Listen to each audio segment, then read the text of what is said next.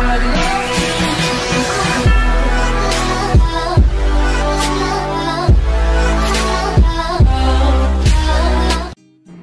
today's vlog, gagawa ako ng chicken ginseng soup. Napaka-healthy ito sa ating katawan.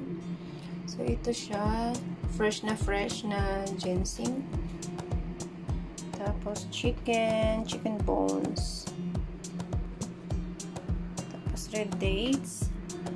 Tapos ito siya, hindi ko alam yung pangalan in English, pero ano siya, guwahawanggi. I don't know. This one. Tapos ito, goisi.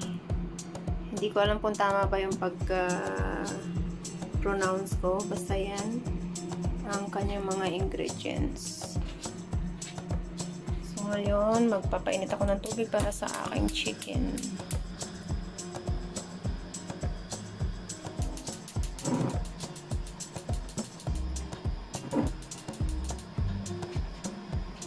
So, papakuluan ko muna yan antayin ko hanggang kumulo. Tapos, ito para sa aking chicken. Lalagay ko muna siya sa kumukulong tubig bago ko ilagay dito sa malaking pot.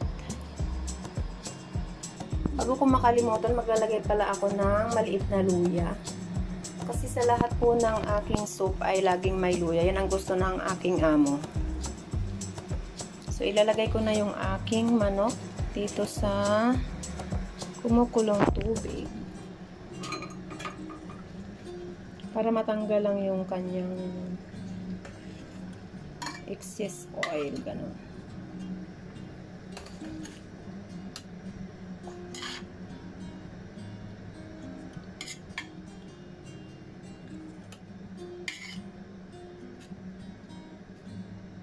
Hayaan ko lang siyang kumulo muna.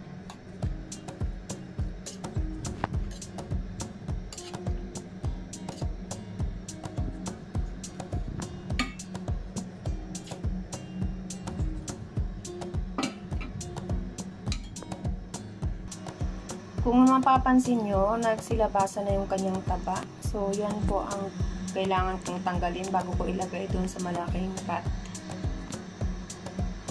So, ayan, nagsisilabasan na yung kanyang excess oil. At malapit na rin siyang kumulo. Pag kumulo na po yan, papatayin na natin yung apoy, tapos huhugasan ko na. Huhugasan ko siya ulit. Ayan, dumadami na yung excess oil. Tapos, pakulo na rin siya. So, papatayin ko na siya. Tapos, huhugasan ko siya ulit. Tapon ko lang yung tubig.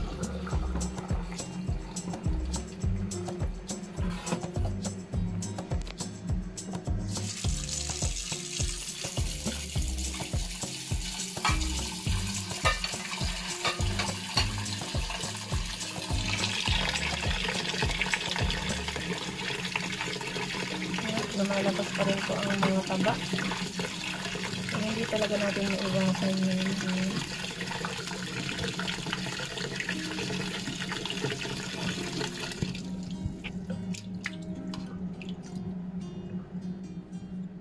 So, ilipat ko na siya dito para ready na siya pag kumulo na yung malaking pot ko.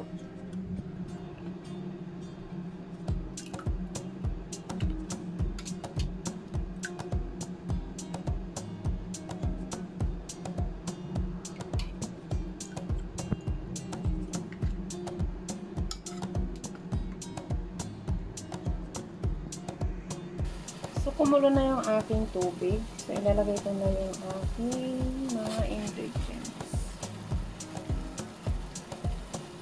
Ilagay ko na po lahat ng ingredients niya. Itong soup na ito ay napaka-healthy.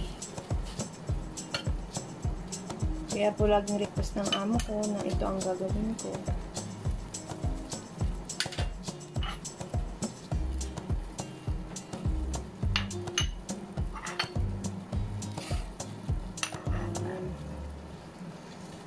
So, pakukuluin ko lang siya ng hanggang 2 oras. Pero, syempre, i-check ko siya from time to time baka maubusan ng tubig. So pwede siyang dagdagan ng tubig pagka halimbawa na bumaba na siya. After 30 minutes po, pwede natin siyang i-low fire. So antayin natin hanggang mamaya.